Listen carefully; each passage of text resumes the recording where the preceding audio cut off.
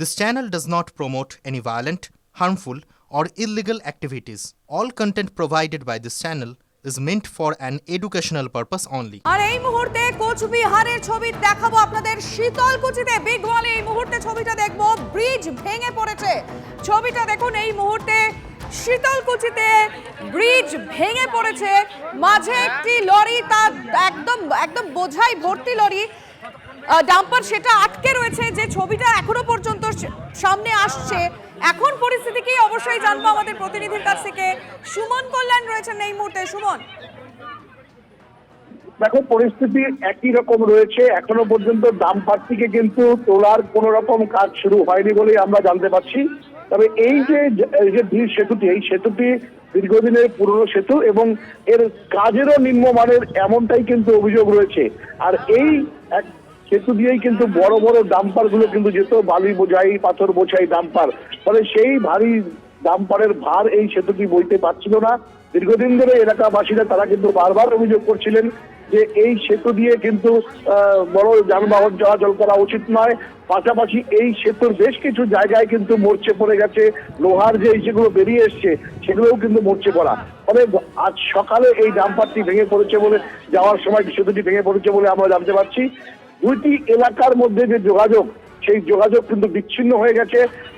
আশেপাশে কিন্তু তেমন কোনো যোগাযোগের রাস্তাও নেই যে দুই এলাকার মধ্যে যোগাযোগ হবে।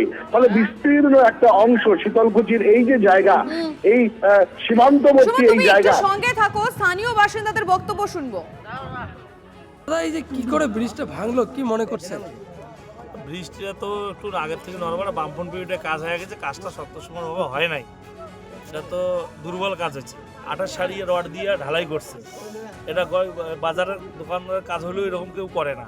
সেটা আটার সারি দেখলাম, যেটা আটার রড দিয়ে দেখা যাচ্ছে। আর বয়সও হয়ে গেছে, মোটামুটি 25-30 বছর বয়স হয়ে গেছে ব্রিজটার। এখন তো যাতায়াতের কোনো বিকল্প নাই। দেখি লোকাল প্রশাসন প্রধান আছে, আমার গ্রাম পঞ্চায়েত প্রধান আছে, এরা কি করে। অন্তত যেহেতু মাধ্যমিক পরীক্ষা 2 তারিখ থেকে একটু বাসের সাঁকো বানিয়ে দিলে তো অন্তত চলবে। এই মুহূর্তে টেলিফোন লাইনে আমরা যোগাযোগ করেছি তৃণমূল নেতা পার্থপ্রতিম রায়ের সঙ্গে। পার্থপ্রতিম বাবু, এই ব্রিজ যে ছবি আমরা দেখছি, যেটা স্থানীয়রা বলছেন দীর্ঘদিন রক্ষণাবেক্ষণের অভাব ছিল, স্থানীয় মানুষজন তারা অভিযোগও করেছেন যে এখানে ভারী ভারী ডাম্পার যাতায়াত করছে, কিন্তু কোনো কিছুই গ্রাহ্য করা হয়নি। ভেঙে পড়েছে, এখন ভয়ঙ্কর একটা পরিস্থিতি ছবি দেখাচ্ছি, কি বলবেন এবার? দেখুন, ওই ব্রিজটি অনেক পুরনো ব্রিজ। ব্রিজের যে লোহার পাতগুলো সেগুলোতে মরচে ধরেছিল। স্থানীয় প্রশাসন মানে গ্রাম পঞ্চায়েতের পক্ষ থেকে দুর্বল সেতু বলে সেখানে বোর্ডও টাঙানো হয়েছিল। তারপরেও কিছু লরি ফরি চলাতে এই যে ধরনের দুর্ঘটনাগুলো ঘটছে। তবে বিষয়টি প্রশাসনের দৃষ্টিতে নিয়ে আসা হয়েছে। শুধু তাই নয়, জেলা শাসককেও আমরা জানিয়েছি এবং প্রশাসনকে জানিয়েছি বিকল্প রাস্তা বের করে যাতে পারাপারের ব্যবস্থা করা যায় এবং আগামী দিনে এই ব্রিজ যাতে তৈরি হয় সে ব্যাপারে নিশ্চিতভাবে আমরা উদ্যোগ গ্রহণ করব। তবে স্থানীয় প্রধানের সঙ্গে আমি কথা বলেছি, প্রধান যেটা জানালো যে এই সেতুটি বরাবর দুর্বল ছিল, রাস্তাটা চওড়া হয়েছে, যখন দুর্বল ছিল সেই সময় ব্যবস্থা নেওয়া হয়নি কেন? যখন আপনারা বলছেন যে সবাই বুঝতে পারছিল দুর্বল ছিল বলেই সেটা সতর্কতা মূলক বোর্ড টাঙানো হয়েছে যাতে ভারী যানবাহন চলাচল না করে। তবে কেউ আইন ভেঙে সেখানে ভারী যান চলাচল চেষ্টা করেছে, সেখান থেকে দুর্ঘটনা ঘটেছে। অ্যাকর্ডিং টু ব্যবস্থা গ্রহণ করবে প্রশাসন। তবে নিশ্চিতভাবে ভারী যান চলাচল করছে কিনা দেখুন, কেউ যদি আইন ভাঙে তার বিরুদ্ধে নিশ্চিতভাবে ব্যবস্থা গ্রহণ করা হবে। আপনাকে অনেক ধন্যবাদ।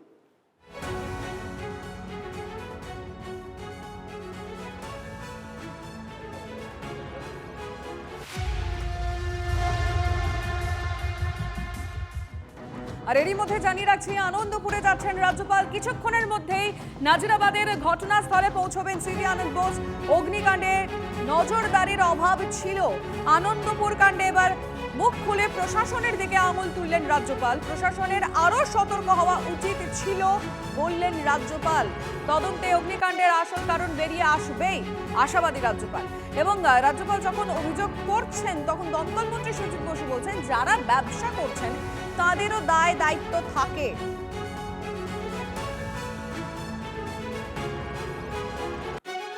Action is required, demonstrable, perceptible action is required. I'm sure that the authorities will certainly take that. This is not the time for a blame game.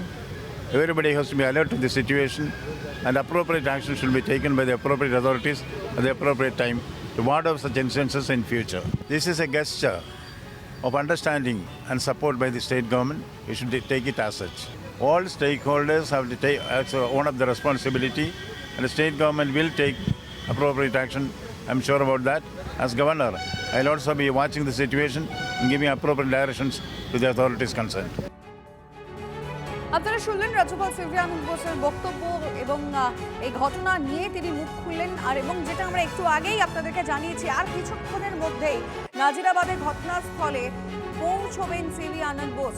অগ্নিকাণ্ডে নজরদারির অভাব ছিল, রাজ্যপাল যে বিষয়গুলি বললেন, আনন্দপুর কাণ্ডে প্রশাসনের দিকেই আঙুল তুললেন রাজ্যপাল এবং প্রশাসনের আরো সতর্ক হওয়া উচিত ছিল, এটাও আমরা শুনতে পেলাম রাজ্যপালের মুখে।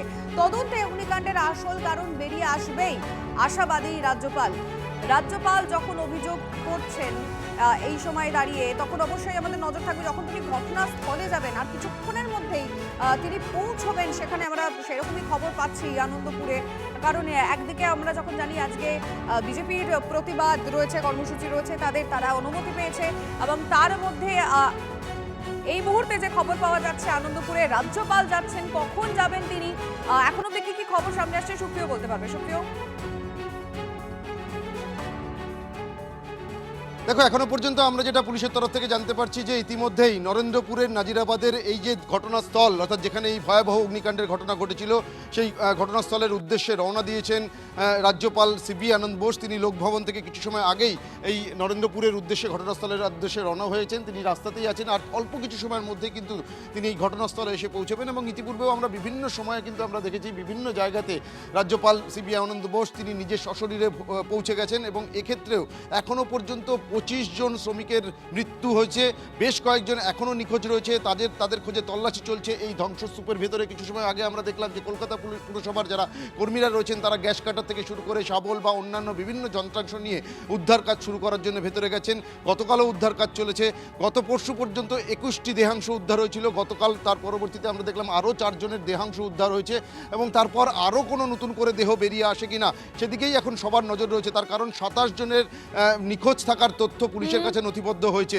আর সেই পরিস্থিতি, অর্থাৎ উদ্ধার কাজ কেমনভাবে চলছে, আরও কতটা সময় লাগবে, কেন এত ভয়াবহ পরিস্থিতি তৈরি হলো, এই সব কিছু একেবারে সরেজমিনে খতিয়ে দেখার জন্য বা জেনে নেওয়ার জন্যই কিন্তু রাজ্যপাল সিভি আনন্দ বোস তিনি পৌঁছবেন। সুপ্রিয়, তুমি নজর রাখো, আমরা অবশ্যই ছবিটা দেখাবো এবং তিনি কিছু বলেন কিনা সেদিকেও আমাদের নজর থাকবে। কিন্তু কিছুক্ষণ আগে রাজ্যপালের যে বক্তব্য শুনছিলাম, যেখানে প্রশাসনের দায়িত্ব নিয়ে তিনি প্রশ্ন তুলছিলেন, সেখানে সুজিত বসু উত্তর দিয়েছেন।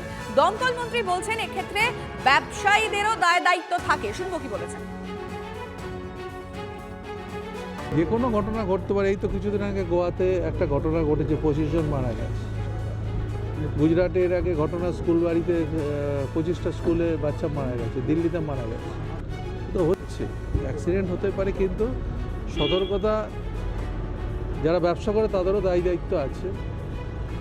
গভর্নমেন্ট নিশ্চয়ই চেষ্টা করে সব কিছু, সরকার সেটা দেখে, কিন্তু যারা ব্যবসা করছে তাদেরও দায়িত্ব অনেক আছে। প্রতি মাসেই আমাদের অডিট হয়, কিন্তু যত বেশি আছে আমাদের আগুন নেভাতে হচ্ছে, অডিট করতে হচ্ছে, ডিপার্টমেন্টকে তো করতে হচ্ছে, আর ডিপার্টমেন্ট কোনো সময় বসে থাকে না। কিন্তু যেভাবে পদত্যাগ দাবি করা হচ্ছে, ছাড়ুন না, সে তো অনেক